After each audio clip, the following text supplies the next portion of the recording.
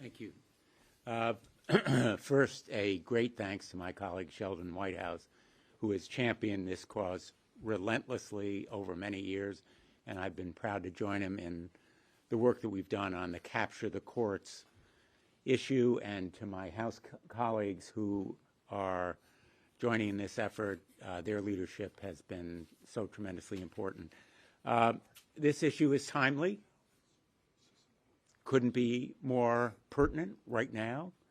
The public is watching the United States Supreme Court to see whether or not Justice Thomas will recuse himself in future cases and what action may be taken regarding his failure to recuse himself in past cases.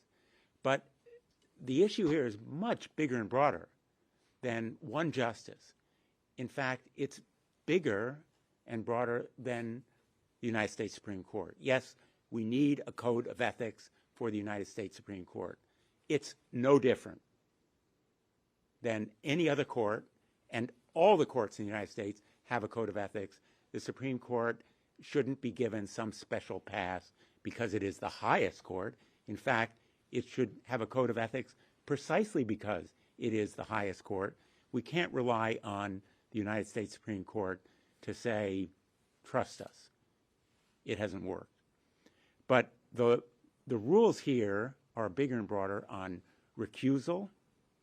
There should be standards on financial benefits that may be taken, such as travel, such as hospitality, and of course, the whole idea of disclosure is one that now is applied to all the other branches of government. We have rules we have to obey. Some of my colleagues may not like them, but they are now standard. And I'll just make one more point. If the courts oppose us on this measure, it says something very profound about them, because their resistance to the sunlight as a disinfectant ultimately will undermine the court's credibility, as well as the trust and respect that the American people have for our courts. Right now, we're in a legitimacy crisis for the United States Supreme Court. It is a crisis partly the result of the court's own self-inflicted wounds, but it is also the fact that there has been inadequate disclosure. We have been lax in our demands on the court. For decades, the United States Supreme Court was housed in the basement of this building. For decades, it was invisible to most Americans.